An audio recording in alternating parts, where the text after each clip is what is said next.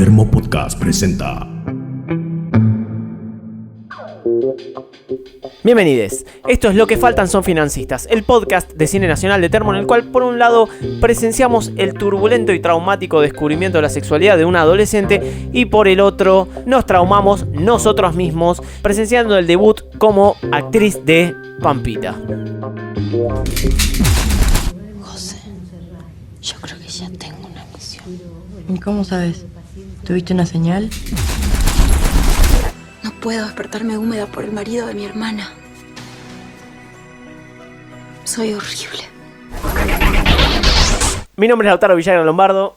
El mío, Pablo Biancalana.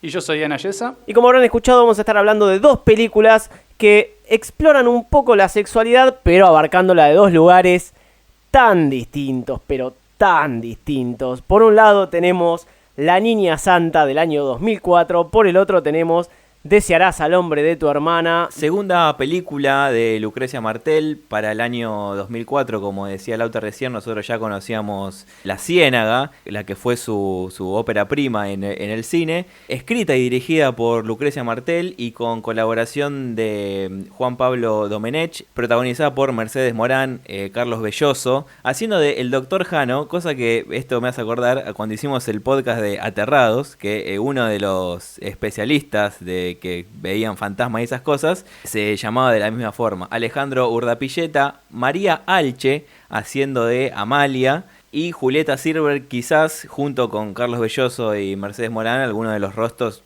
o si lo vemos ahora, algunos de los rostros más conocidos también dentro de esta película que fue filmada en la provincia de Salta. Se llama a las tres primeras películas de Martel, en total tiene 4. Las tres primeras se las denomina como una trilogía, que son, bueno, La Ciénaga, como decía Pablo, La Niña Santa, que es la que vamos a hablar hoy, y La Mujer sin Cabezas, la última de estas tres, que se analizan y se ven como una trilogía porque en las tres están mostrando a ciertos aspectos de la sociedad salteña, lugar de donde viene Martel. En las tres hay un tratamiento sobre un tema específico relacionado con la adolescencia, el descubrimiento sexual, cuestiones relacionadas también con un análisis de la familia, de ciertos estratos sociales de la sociedad salteña y de las familias de esos estratos sociales, e incluso temas recurrentes también como el incesto o las relaciones intrafamiliares. Y todo eso también... la cuestión religiosa, las creencias, son cosas que en estas tres películas están muy presentes y por eso, si bien no son tres películas que temporalmente ni estén contando la misma historia, sí por temática, incluso por lugares recurrentes como La Pileta, por ejemplo, se las considera una trilogía. Incluso Martel habla de estas tres películas hablando como una trilogía, que no que buscó necesariamente que sea eso, pero como que el camino la fue llevando a eso. Eso pasa muchas veces en la vida de un autor, y estas tres películas se ven de esa forma. Y como decíamos antes, una de las cosas llamativas de Martel es que tiene solo 4 películas, estas tres y Sama, que es una película de 2019, si no me equivoco. Y sin embargo, con pocas películas, para la trayectoria que tiene, es una de las directoras internacionalmente más reconocidas y que además probablemente sea una de las mejores directoras, y cuando digo directoras incluyo a los hombres también argentinos vivos, ¿no? Porque realmente las películas tienen una profundidad y un nivel de detalle que hacen a la vez bastante difícil hablar de ellas. Vamos a intentar hacerlo lo mejor posible con nuestras capacidades limitadas quizás, pero nos parece interesante igual hablar de una película como esta. Me parece bárbaro que hayas aclarado lo de nuestras capacidades. Si hay un episodio en el que tenemos que dejar claro que no somos críticos, que no somos directores, que no somos especialistas, sino que hacemos un podcast del lado del espectador. Me parece que es este. Me queda clarísimo de entrada que nos metemos en un terreno, sobre todo desde el costado religioso, ¿no? El interior de Argentina es algo que está muy presente, me parece, mucho más que acá en Buenos Aires, donde vivimos nosotros tres. Y evidentemente es una presencia que maneja mucho el comportamiento y las costumbres, en este caso, sexuales, ¿no? De cómo lo perciben desde el inicio. Se habla mucho en esta película del tema de las relaciones premaritales, inclusive. Sí, incluso Martel también habla en estas tres películas, de una coincidencia, y en particular en La Niña Santa es donde más claro está, creo, en una coincidencia entre la cuestión mística, religiosa, y la cuestión erótica también, como que hace un análisis de ese lado, y está muy presente en esta película, donde el misticismo y la búsqueda del rol divino, que es lo que vemos desde el principio de la película para esta chica Amalia, es lo que la lleva también a cruzarse con este doctor Jano, y que genere ese momento que es como el momento en el cual empieza a dispararse la historia central, que tiene que ver con esta cuestión de el acoso.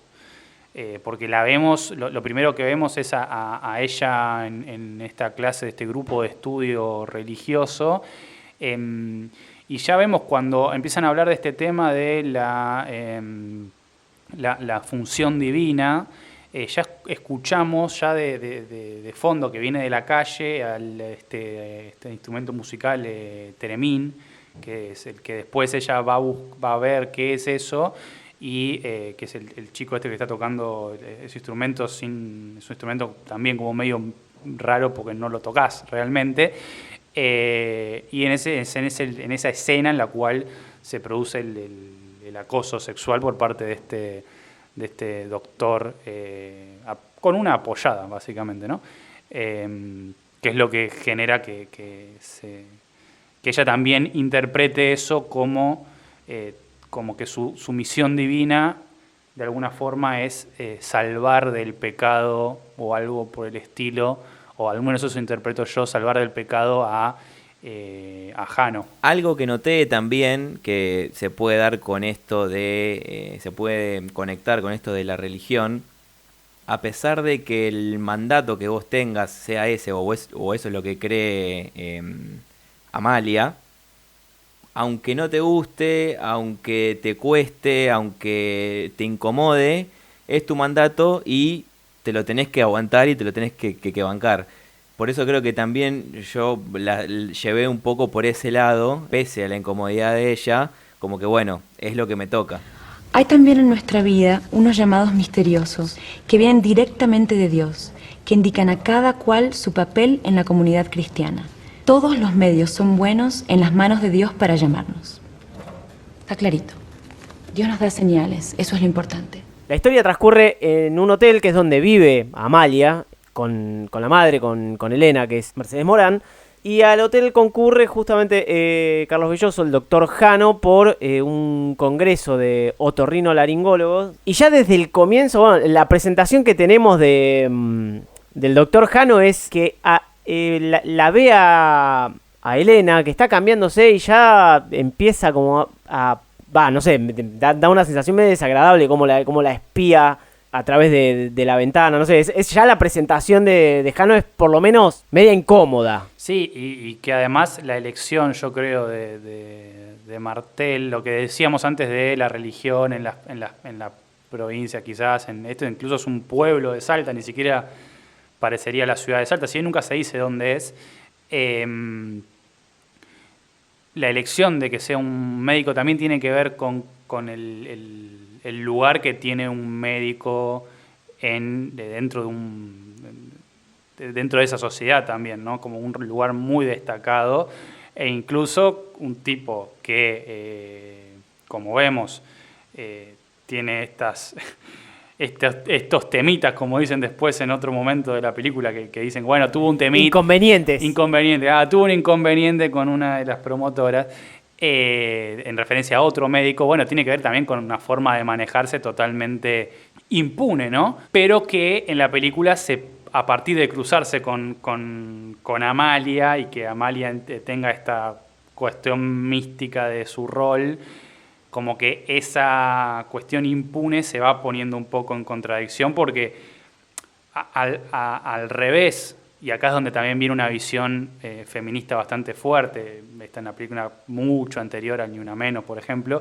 Pero la visión esa de que cambia el rol un poco, ¿no? Porque a la Amalia no tomar lo más esperable y obvio, que sería como una cuestión de víctima y como parada y sufriente y nada más, como que toma la iniciativa y como que cambia el rol un poco en la relación entre ellos dos, y ella se vuelve como una especie de acosadora de él a lo largo de la película. Yo creo que también tiene mucho que ver con la personalidad que tiene el Dr. Jano, porque desde el principio, como lo vemos, que es algo puntual de lo que dijo Lauta, es que él al principio lo vemos espiando a Mercedes Morán, pero también tiene su contrapunto con el doctor Basalio, que es interpretado por Andrés Goetz, otro que Dios lo tenga en la gloria.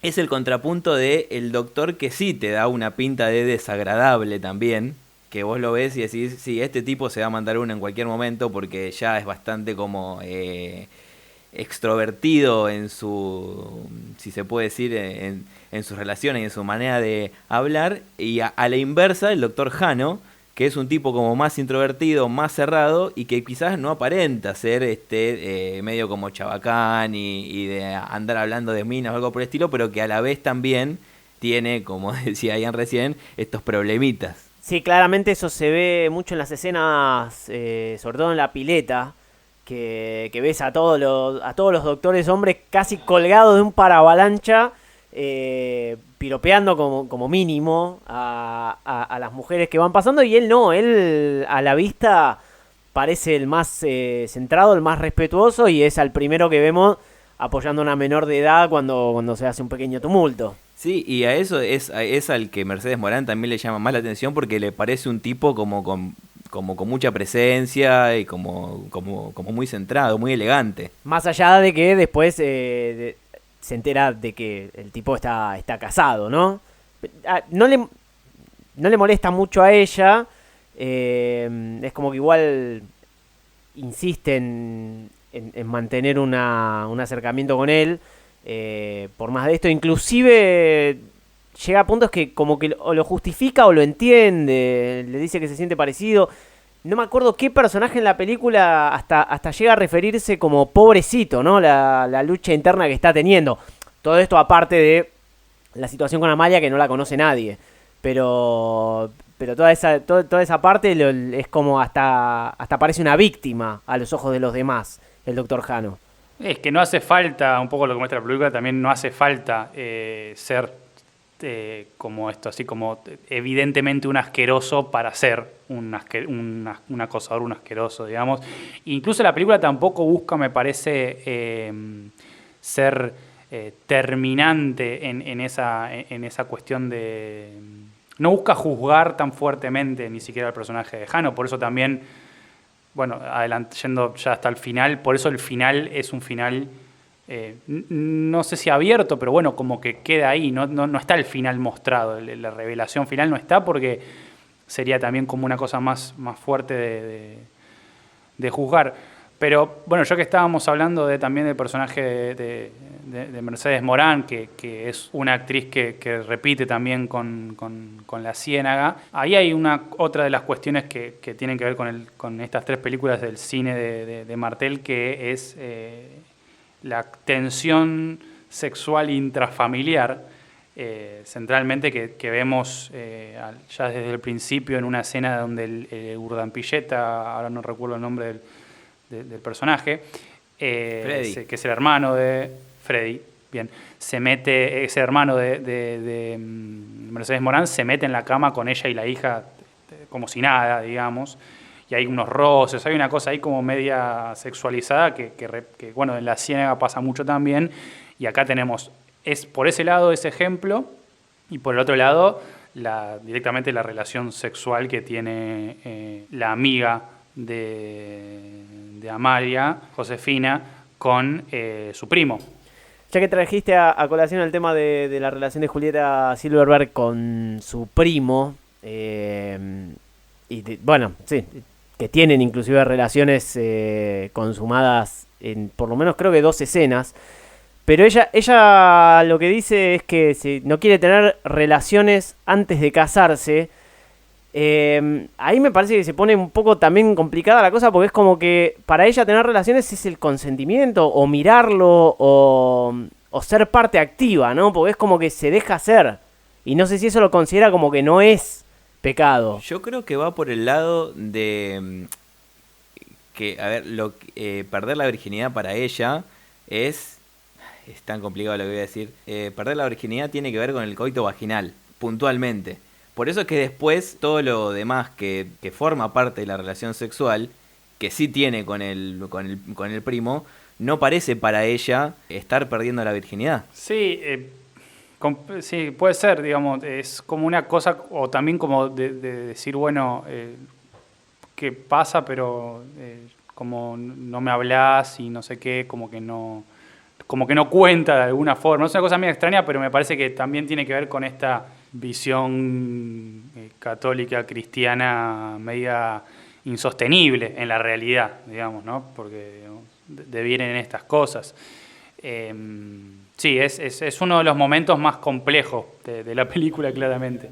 De entrada nos muestran que el nexo con la creencia y con la fe, que sería esta profesora de catequesis, es la primera que ellas la ven haciendo todo lo contrario a lo que en teoría creen, ¿no?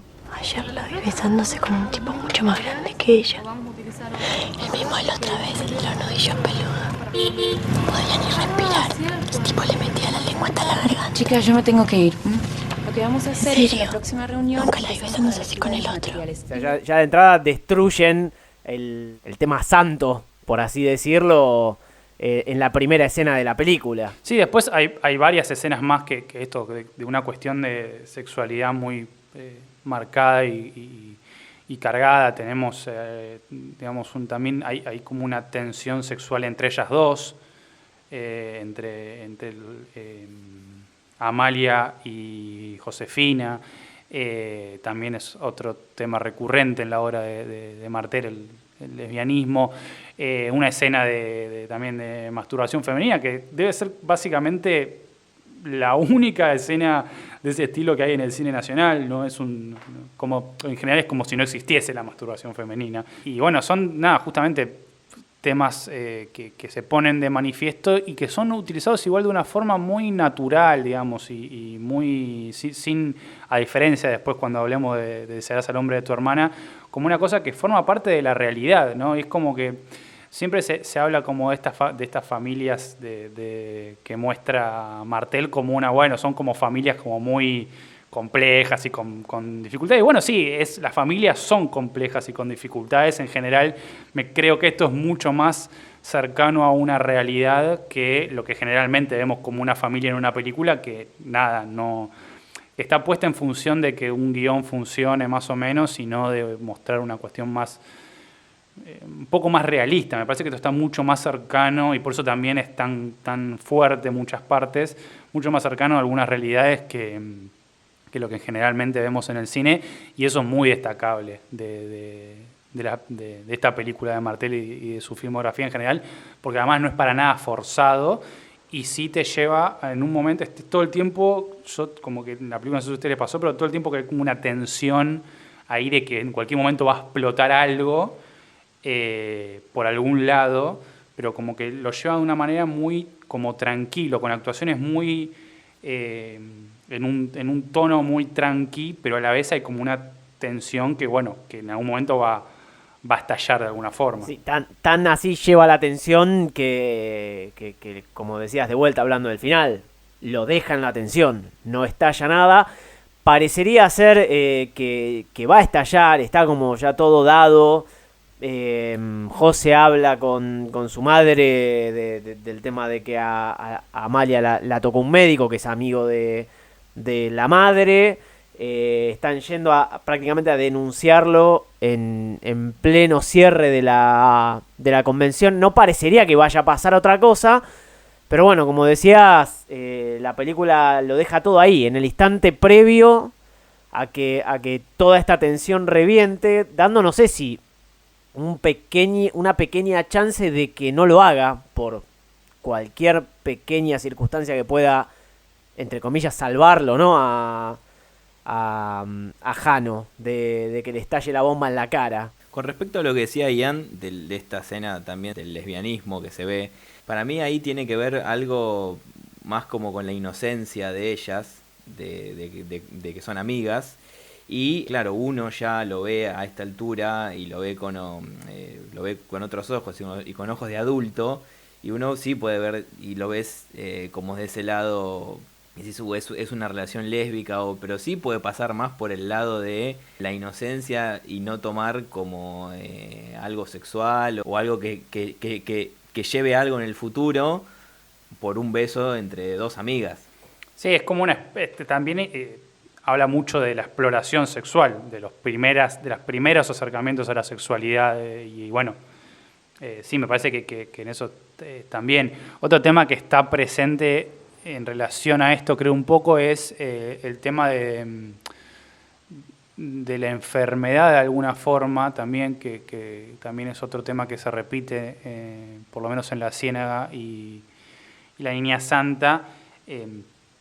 Por un lado, tenemos un congreso de médicos, tenemos este pitido que tiene Mercedes Morán en el oído, y sobre todo la fiebre en un momento tiene Amalia, que también creo que es un poco una representación de algo como que no es, que está como interno, porque no es una marca, no se ve, no hay una herida, pero sí hay una cuestión además de calor, con lo cual es una cuestión bastante vinculado a lo sexual de alguna forma también, y eso es otro tema que para mí busca meter de esa forma con el tema de la fiebre y la enfermedad y esas cuestiones de vinculación de alguna forma entre algunas visiones religiosas y también la cuestión sexual. Y que incluso esta cuestión médica, Martel dice que la utilizan en la puesta de cámara, incluso vemos muchas imágenes como recortadas, donde no se ve al actor o a la actriz entero, sino que se ve un pedazo quizás. Ella también habla de esto como una representación un poco de lo que es la medicina occidental, de como un recorte de lo que está sucediendo a un paciente, por ejemplo, en una visión un poco más amplia en ese sentido, que lo utiliza de ese lado. Y por el otro lado también, hablando también de la puesta de cámara, ella en general pone la cámara, si ven con atención la película, muchas veces está puesta, cuando tenemos tomas que pasan varias cosas, está puesta bastante de lejos y desde abajo, la vemos como inclinada hacia arriba la cámara, también en representación de la visión de un chico, quizás de 1,20 m más o menos, que es más o menos el tamaño del trípode que usa para filmar, también desde este lado de buscar como desde la visión que tendría no sé si la visión que tendría un chico, pero sí como la representación de qué es lo que ve. Por eso muchas veces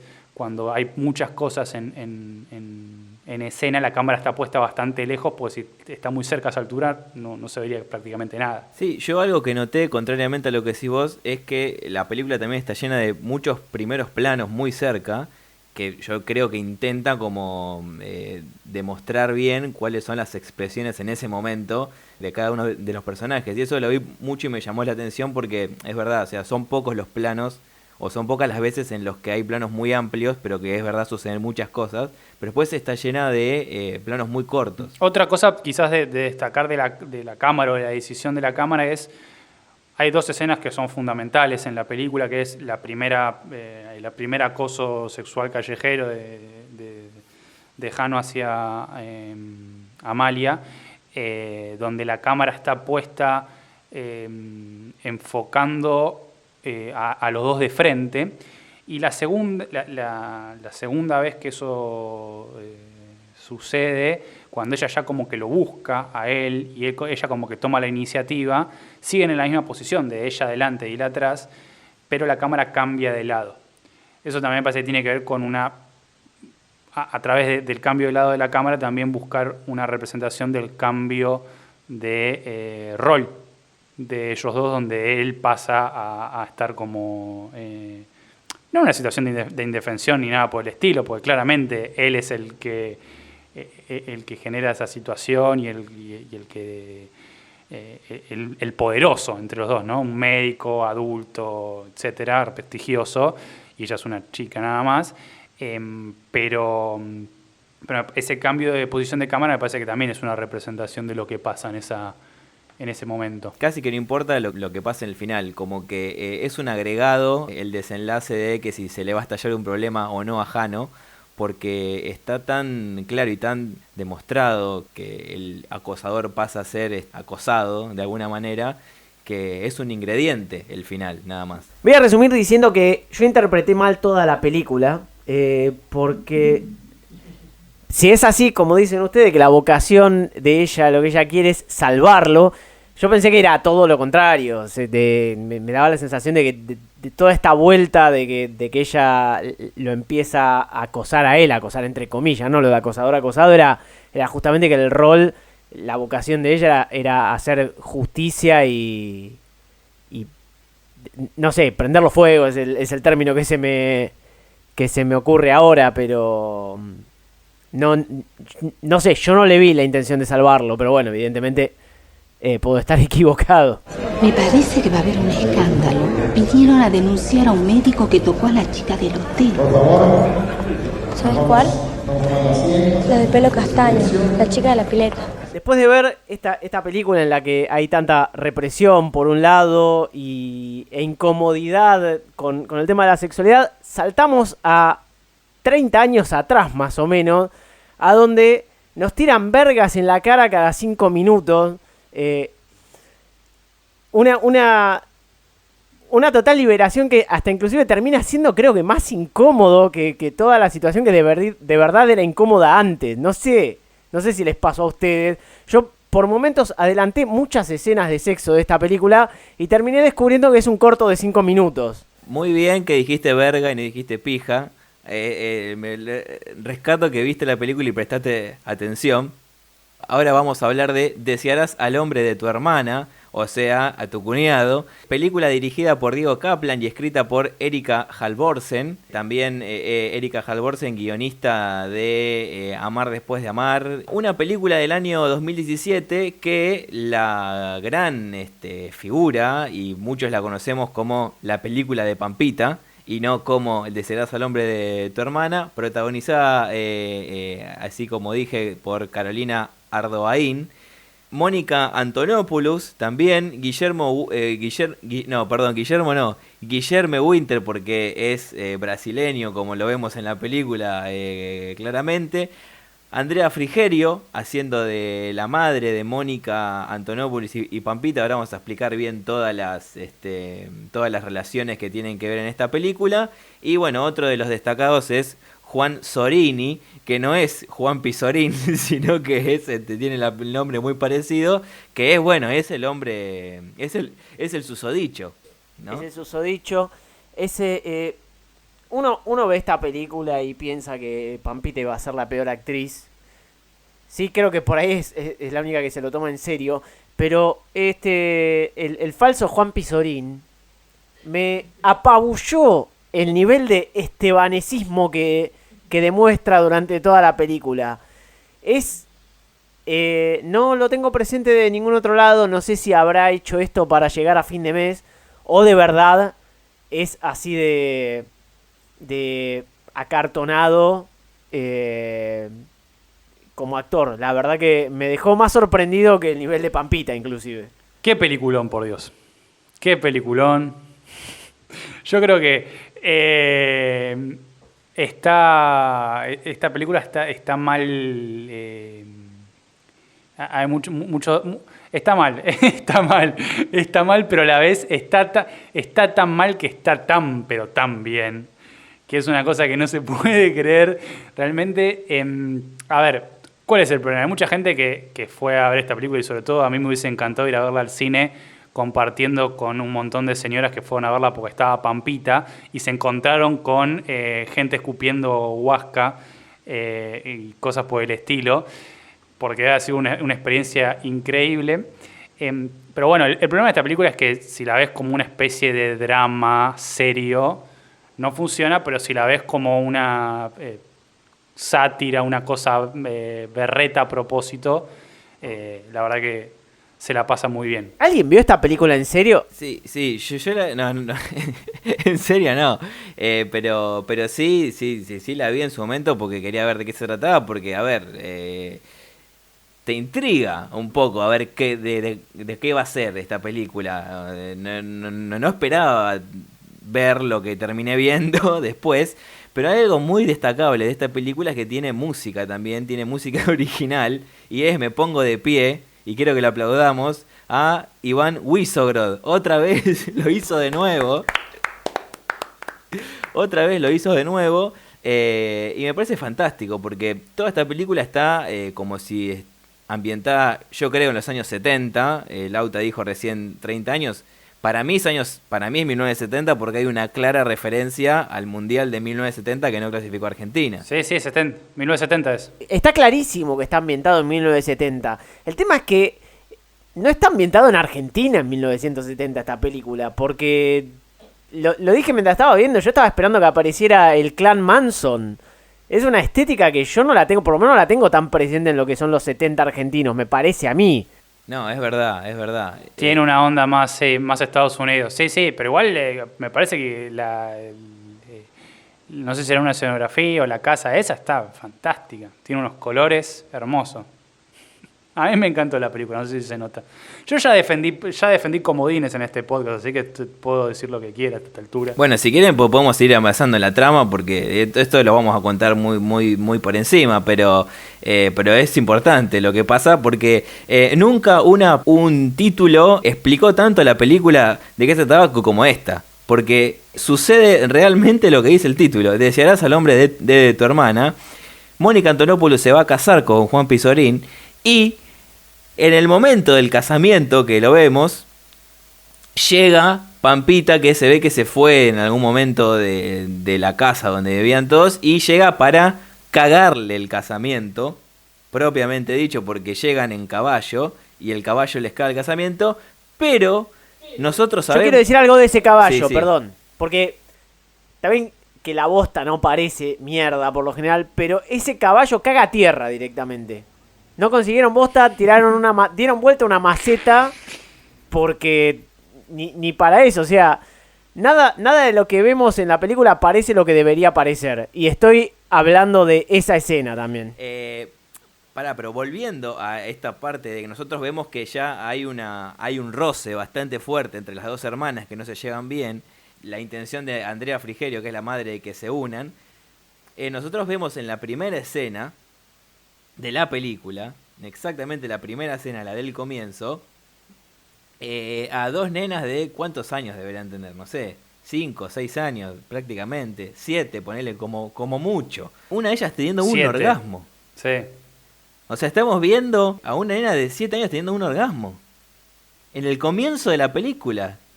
Acto seguido vemos a Andrea Frigerio corriendo con una serpiente, que después nos enteramos que es la serpiente Bernardo en homenaje a su marido reencarnado. ¿Tan fanático que sos de la película? Sí, no es Andrea Frigerio, es Andrea Frigerio más joven, pero no me acuerdo el nombre del personaje, así que le digo Andrea Frigerio. Con una serpiente, a lo que voy cuando vemos estas dos, cuando digo la gente que se tomó esta película en serio tiene un problema, cuando ya vemos esas dos escenas, ya sabés que esta película es bizarra y listo, y no esperes otra cosa que no sea reírte de que es bizarra y de que el caballo caga tierra, digamos, ya está, como que está claro.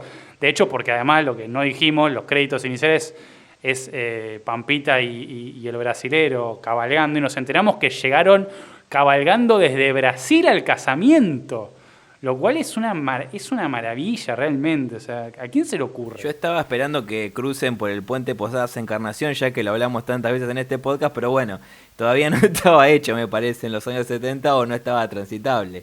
Claramente por el ámbito que está la casa, que está como en medio de una selva, está en Misiones y después van a las playas de Misiones, ¿no? A la costa misionera. Pero está más o menos en una zona medio cercana a Brasil, se nota, porque además después aparecen los dos morochones, que mucha pinta de argentino no tiene, por más de que el doblaje Otra cosa que si vos decís, bueno, está mal hecho el doblaje, sí, está muy mal hecho a propósito, porque no tiene, casi que mueve la boca y después viene el sonido.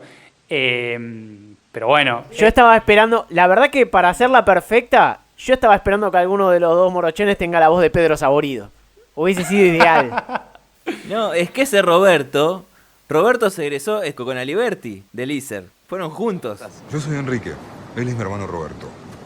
Un placer. Enrique y Roberto, son hermanitos. Sí. Lucía y Ofelia, ellas también son hermanas. Opa. Pampita viene con el brasileño a cagarle el casamiento justamente a Mónica y a Juan Pizorín.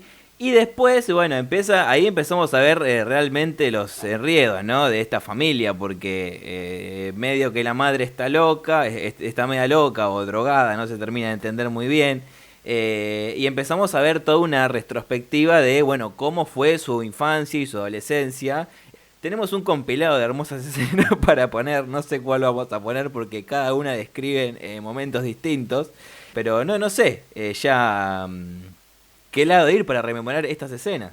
Además, se nota que si bien Pampita se fue en algún momento y se ve que no volvió en mucho tiempo, para Andrea Frigerio la preferida es Pampita, porque incluso a Mónica Antonopoulos le echa la culpa de haberse comido al hermano. Murió mi hijo varón, mellizo, Lucía. ¿Te tomaste un ácido, mamá? Te lo comiste vos, adentro de la panza. Viste que a veces pasa que un bebé se come a otro. Bueno, vos te comiste a mi bebé, a mi varón, teníamos que ser 3. Todas estas retrospectivas que empezamos a ver, yo quiero decir que hubo una serie de Netflix que fue muy exitosa, 13 razones por qué, que se basaban en unos cassettes, que un chico tenía que escucharlo y saber por qué se había suicidado una chica, ¿no? O sea, algo por el estilo era. Bueno, esta serie se basa en eso. El hermano no, ya me perdí un poco. El cuñado de Pampita empieza a descubrir, y se ve que viene descubriendo a Pampita a través de estas cintas y de lo sensual y erótica que era ella a la hora de grabar esas cintas.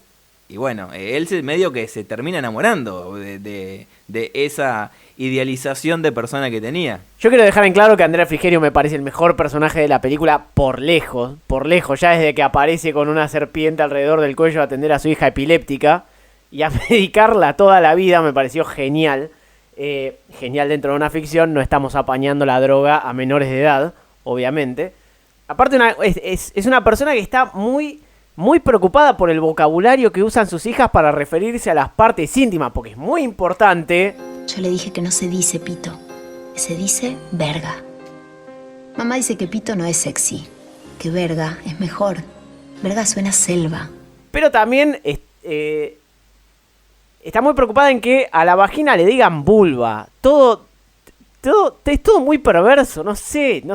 Mirá que estuvo incómodo viendo a la Niña Santa, pero viendo esta película no se me terminan los adjetivos. También hay una escena que me preocupa mucho, que es Juan Pizorín hablando de las sábanas, casi excitado por las telas, cuando le habla a Pampita. No sé si saben a qué escena me refiero. Hay creo que por lo menos 18, 19 fetiches muy raros. Entre otros también los pomelos. Es que en esa película está todo sexualizado al mango y bueno, así vemos las cosas que vemos, porque ya desde el principio ves que la película va por un lado muy hipersexual, para que después te vayas sorprendido tiene que pasar cosas cada vez más bizarras. Y creo que me faltó que metan al caballo en un trío, es lo único que faltó. No sabemos si no pasó. Pero a lo que quería ir es que las escenas más fuertes, sexuales más fuertes, ocurren en la retrospectiva que vemos, que no es Pampita, y obviamente no la van a poner a Pampita escupiendo leche. Calculo que no aceptaría hacer eso, creo. A menos que esté muy bien justificado. Pero bueno, vemos esta escena que es... hay un par de escenas de ese momento que son maravillosas. Una de ellas es esa donde están, ellas dos, la Pampita y la Mónica Antonopoulos joven, se enganchan con los dos grones con una voz un tanto particular y están las dos por coger con ambos, Pampita que es la que sabe hacer bien un pete y Lo que sucede es que la otra la ve y como no sé si se pone celoso, qué carajo pasa, que se quema a propósito. Y la forma que tiene Pampita de luchar contra esa quemadura es escupiéndole el semen del otro chabón a la mano y Mónica Antonopoulos, joven, acto seguido revolea la mano tirándole todo la leche en la cara al hermano. Yo quiero, o sea, por esto digo que me encantaría haber ido al cine a ver esta película, porque me hubiese encantado ver la reacción de la gente en ese momento, que fue a ver una película de Pampita porque estaba Pampita, porque veía Showmatch y dijo, vamos a ver a Pampita, Susana Jiménez y Mirta Legrand en el cine, y de repente pasa eso. Maravilloso. Es una película que trabaja muy bien las sutilezas. Porque en otras escenas vemos, por ejemplo, cuando ya... hay una sensación de incomodidad y de tensión violenta y tensión sexual entre todos al mismo tiempo, que ya pasado el casamiento y ya pasado ya algunos días de convivencia, llegan al momento para almorzar, si no me equivoco, creo que es una cosa así, que se sientan en una mesa las dos parejas, y llega el marido de Mónica Antonopoulos, Juan Pizorín, y empieza a comerse un pomelo. No sé cómo explicarlo, porque creo que nadie come un pomelo así, de esa forma. Está chupando una vulva. Claro, sí, no lo quería decir, pero da la sensación de que te lleva para ese lado. Y ahí en un momento el marido de Pampita de nuevo, el marido de Mónica Antonopoulos, dice algo como una especie de poema sobre las sábanas, que ahora dormiste bien, o una cosa por el estilo. Sí, y todos se le cagan de risa. Creo que hasta por ahí no estaba en el guión y quedó. Son los actores riéndose de verdad. La otra escena hermosa que incluye quemaduras en estas retrospectivas que vemos, tenemos a... no se sabe bien por qué, pero bueno, Mónica Antonopoulos es como la reprimida, entonces, de las dos hermanas. Y la vemos enfrente nuevamente enfrente del hogar a Elenia, que agarra una brasa, y yo me imagino ante todo un cine espantado, se acerca la brasa a la vulva y se la quema. Entra la Pampita joven a asistir a su hermana y aparece Andrea Frigerio diciendo una de las frases más recordadas de la historia del cine argentino. ¿Qué están cocinando a esta hora? La respuesta obvia sería decir, están haciendo un asado a la parrilla, están haciendo un pescado a la parrilla, que es lo que después sí hace el brasilero. No seas tan básico, por favor. Bardeaste a José María Listorti el podcast pasado y ahora estoy diciéndole. Para mí es una referencia que después van a cocinar pescado a la parrilla, que es lo que después sucede, que por eso se tienen que ir Pampita y Juan Pizorín y terminan garchando en el barro en otra escena increíble en el medio de una selva que no sé cuál será. Y no compraron las 4 limas que estaba pidiendo el pobre brasilero para hacer los pescados. Por favor. Pobre tipo. Quiero que me aclarezcan una duda porque no terminé de entender y creo que me confundí. En las escenas retrospectivas, cuando están hablando de sus amores, de esos hermanos, como es de tanto de Roberto como de Enrique, hay una escena que vemos que uno se ahorcó. Yo todo el tiempo creí que es Enrique o es Roberto, porque pensé que había tenido...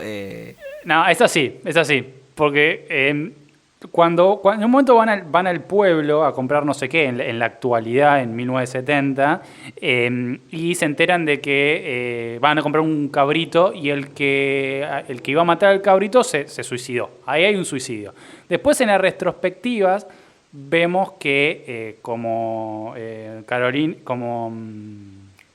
Mónica Antonopoulos no estaba muy ducha con el tema felatio y Pampita sí, en un momento al novio de Antonopoulos le chupa la pija a Pampita sin que éste se entere, hasta que al final sí se entera.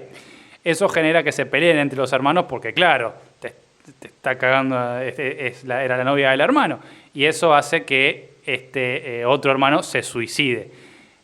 Y Cuando vuelve a aparecer Pampita es que se suicida el otro. O sea, son los dos hermanos que se suicidan. A uno lo vemos colgado en la retrospectiva y otro se suicida en 1970. Pero son los dos mismos hermanos porque en la fiesta, al principio, cuando aparece Pampita por primera vez, vemos a un morocho que es este hermano grande, este hermano que había quedado vivo, grande, que la mira a Pampita y dice Ofelia o algo por el estilo. Con lo cual yo interpreto eso. Es un poco como una cosa media abierta ahí, tipo el final de La Niña Santa. Pero yo interpreté eso. Ahí está, eso es lo que se me pasó. Comparándolo con La Niña Santa, eso de las interpretaciones de qué es perder la virginidad o no, acá también tenemos una definición muy clave, que también por ahí si estos dos hermanos se hubiesen entendido no hubiesen terminado muertos. Y Pampita lo deja muy claro en sus grabaciones, que dice... Enrique no me entendió. Para mí no fue grave, no hicimos el amor ni nos besamos. Chupar una verga no es amar. Tanto quilombo por un pete, claramente ahí no había sentimientos, no había motivo. No es amar, pero hay otra. A ver, pará, pero me parece que tú, esa frase que dijiste recién iría mejor con el título de la película, que serías al hombre de tu hermana. Tanto quilombo por un pete me parece que sería mejor para llamar esta película.